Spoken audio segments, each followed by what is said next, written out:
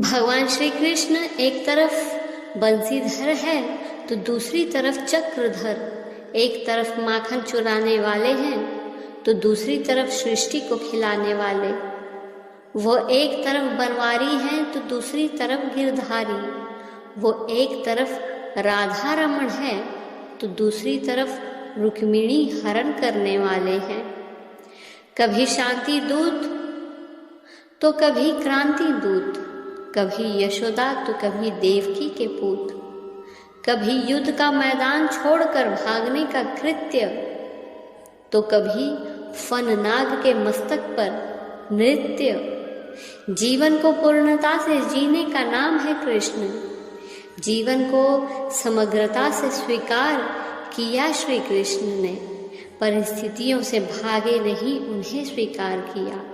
भगवान श्री कृष्ण एक महान कर्मयोगी थे। उन्होंने अर्जुन को यही समझाया कि हे अर्जुन, माना कि कर्म थोड़ा दुखदायी होता है, लेकिन बिना कर्म किए सुख की प्राप्ति भी नहीं हो सकती। अगर कर्म का उद्देश्य पवित्र और शुभ हो तो वही कर्म सत्कर्म बन जाता है। सत्य हर बार शुभ और मंगलकारी नहीं होता है और झूठ भी हर बार अशुभ और अमंगलकारी नहीं होता है। भगवान श्री कृष्ण ने अपने जीवन में ये सीख सबको दी कि झूठ और सत्य का निर्धारण कभी भी इस बात से नहीं होता कि आपने क्या कहा है, बल्कि इस बात से होता है कि आपने क्यों कहा। महाभारत में युधिष्ठिर को समझाते हुए भगवान श्री कृष्ण यही कहते हैं, हे युधिष्ठिर, जिस सत्य को बोलने और जिस सत्य पर चलकर अधर्म को, अनीति को और अमंगल को प्रोत्साहन मिलता हो, वह सत्य भी किसी काम का नहीं।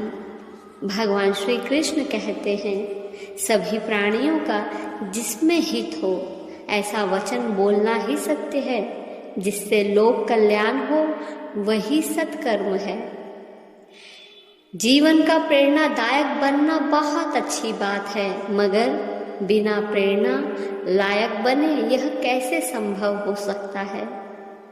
हम दूसरों को प्रेरणा दें उससे पूर्व यह आवश्यक हो जाता है कि हम दूसरों से प्रेरणा भी लें।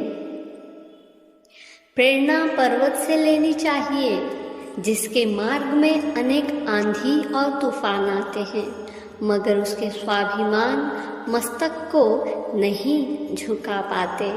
प्रेरणा लहरों से लेनी चाहिए जो गिरकर फिर उठ जाती है और अपने लक्ष्य तक पहुँचे बगैर रुकती नहीं। प्रेरणा बादलों से लेनी चाहिए जो समुद्र से जल लेते हैं और रेगिस्तान में बरसा देते हैं। प्रेरणा हमें वृक्षों से लेनी चाहिए, फल लग जाने के बाद जिनकी डालियां श्वेत झुक जाया करती हैं।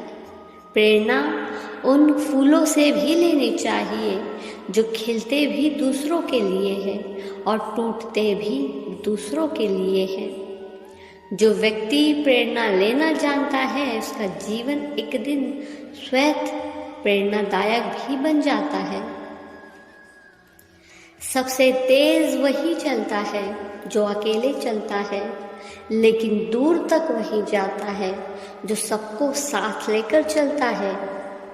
कोशिश करें कि जिंदगी का हर लम्हा अपनी तरफ से हर किसी के साथ अच्छे से गुजरे, क्योंकि जिंदगी नहीं रहती पर अच्छी यादें हमेशा जिंदा रहती हैं।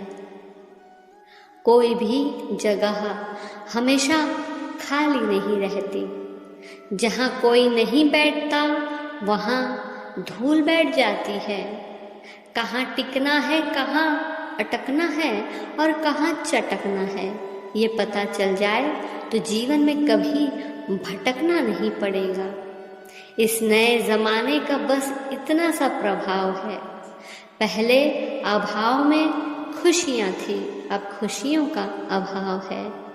शरीर और गुण, इन दोनों में बहुत अंतर है। शरीर थोड़े ही दिनों का मेहमान होता है, जबकि गुण प्रलय काल तक बने रहते हैं।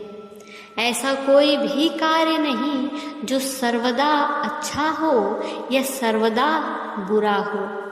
अच्छे और बुरे गुण तो प्रत्येक कार्य में होते ही हैं।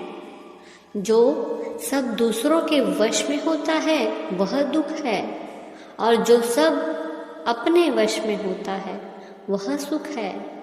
यही संक्षेप में सुख एवं दुख का लक्षण है।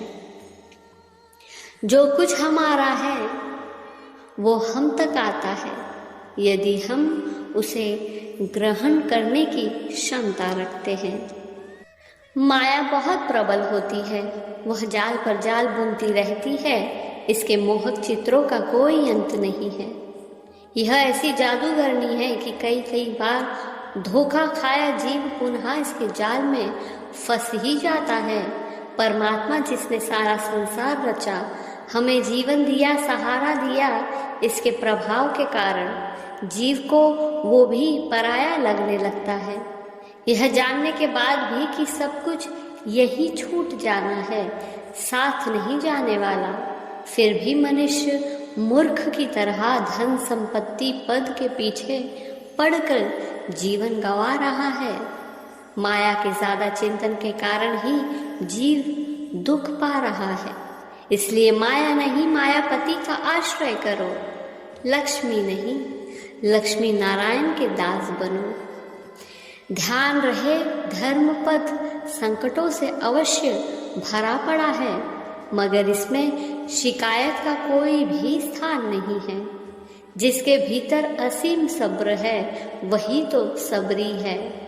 जिसमें सब्र में जीना आ गया वो सबरी हो गया, और जो सबरी हो गया उसे ईश्वर तक नहीं जाना पड़ता, बल्कि स्वयं ईश्वर आकर उसके द्वार को खटखटाया करते हैं।